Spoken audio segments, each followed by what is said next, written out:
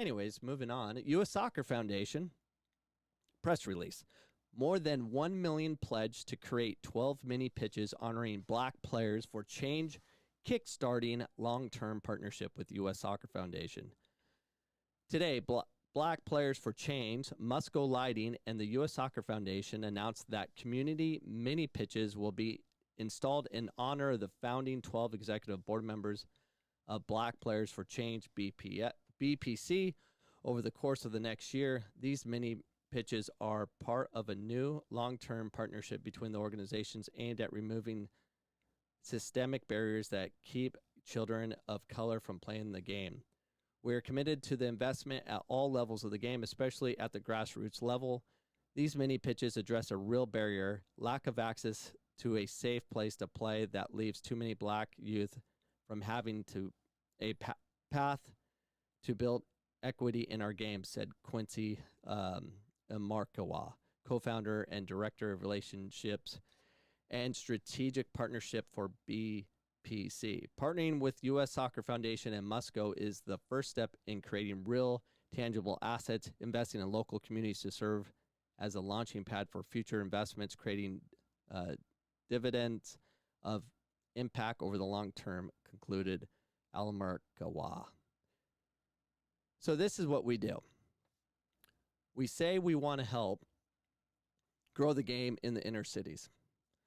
And we've done this before. We will throw money at it. We'll put fields in the inner cities, and then we'll step away and not participate. Won't grow it within. Very few people actually go in and stay. And that's a problem. It reads, it's important for black children to see people who look like them and who have made it to the highest levels of their careers, said U.S. Soccer Foundation President and CEO Ed Foster Simeon. Children playing on these pitches will be reminded every day that they, too, can succeed in their chosen path, whether that is a professional soccer player, a doctor, or any other chosen career. The U.S. Soccer Foundation is honored to work alongside Black Players for Change to provide more opportunity for youth to play our game. To compete these first 12 mini pitches, the organizations have pledged to raise an investment more than $1.8 million in the project. The first mini pitch location will be announced in the coming weeks. According to the Active Living research, one study found that 70% of African Americans in Hispanic neighborhoods did not have any recreational facilities in comparison, especially in Phoenix, for a long time. They were locked out. And you know what facilities were open in Arizona? Scottsdale, Gilbert, West Phoenix, Avondale, private facilities in West Phoenix. The city of Phoenix had everything shut down, but the rich neighborhoods, the affluent neighborhoods, were open. That's ridiculous. We have more problems than just this, but I don't disagree with their path. It's just putting fields in inner cities, and then what? The mini pitch system modular sport solution helps combat these challenges by providing community members with safer places for free play.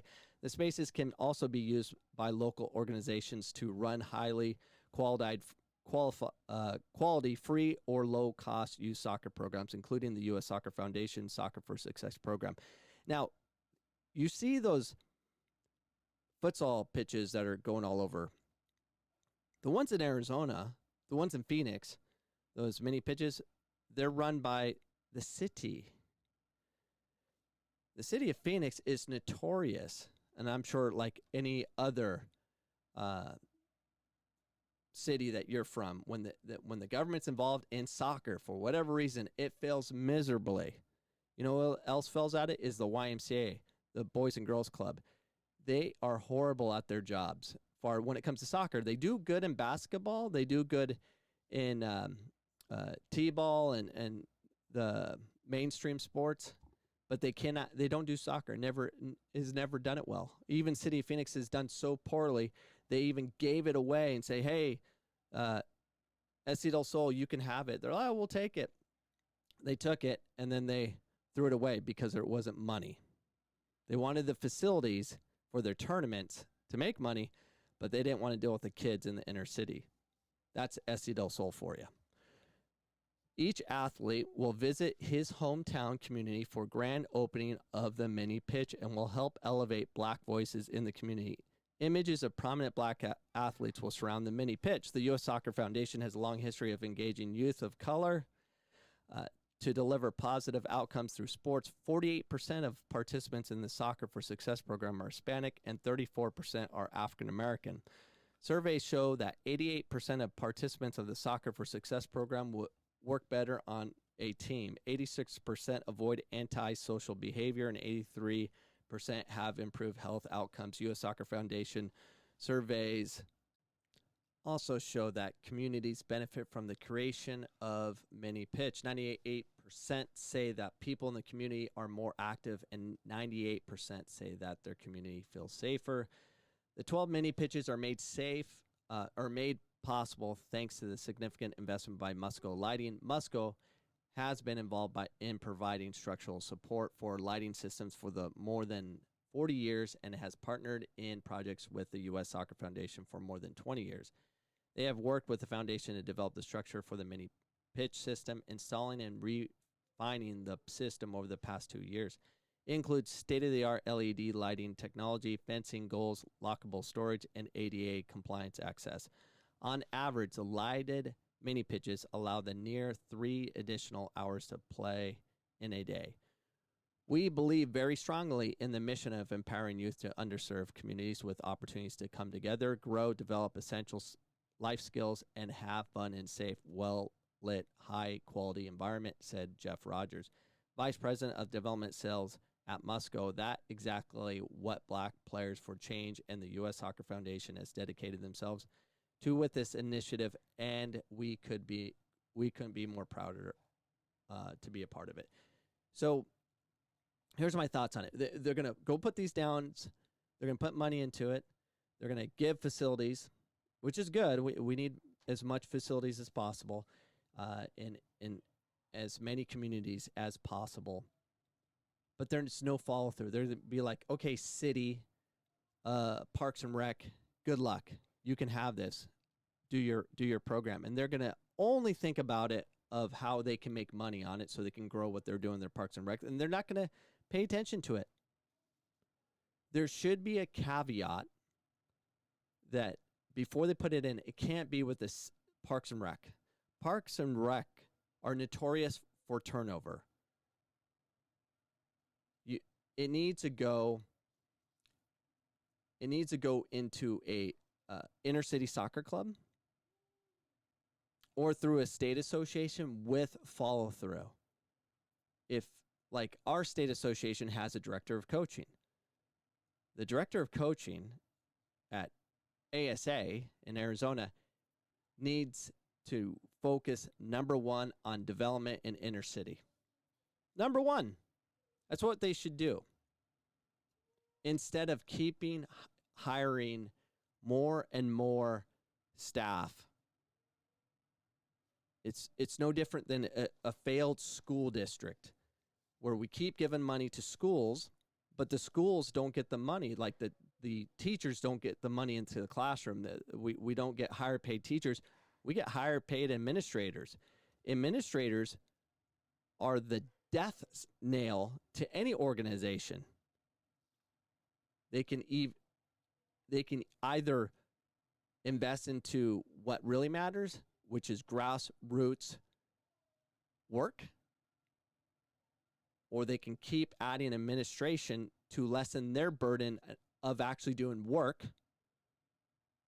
But they're not going to do that. They just want an easier life, and that's the life we live, right?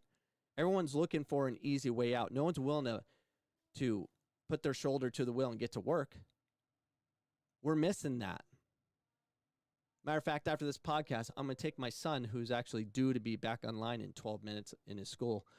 Once he finishes for his lunch break, I'm going to go make him do like 20 push-ups, run outside in the Arizona heat, and do a little suffrage. Our children need to suffer. Can't be comfortable. And that's the other thing with, everyone's like, inner city, they're struggling. They need more. They need more opportunity. They don't need to be spoon fed every little thing. Part of life, if you can struggle and overcome, you're going to be a superhuman. You're going to be a rock star. That's why, in rich economic families that kids are given everything, they're horrible human beings. If you have money, don't give your kid a car. If you have money, don't give your kid anything. Let them earn it themselves. It's easy for me to say because I can't give my kids anything because I'm broke. But there's just a different way of doing things. But if we're going to do this, there needs to be a caveat that they have to have oversight. They need data coming back. They're just going to throw things out. Look what we did. This is what we do in America nonstop. We throw money at it in hopes change is going to happen, and nothing changes. I hope you enjoyed that clip. If you enjoyed it, like it, share it, and most importantly, subscribe to my channel. If you do that, you'll receive the information needed to offset the many lies U.S. Soccer provides, whether it's with club soccer or MLS Next and every academy showcase, all that stuff. I'll give you the information that you're needing to know that's opposite what you're being told. And then you can make an informed decision. If you like that, if you like the truth, you like to listen from someone that's not selling you a product, because I'm not selling you anything. I'm just giving you information. I'm your guy. Subscribe today.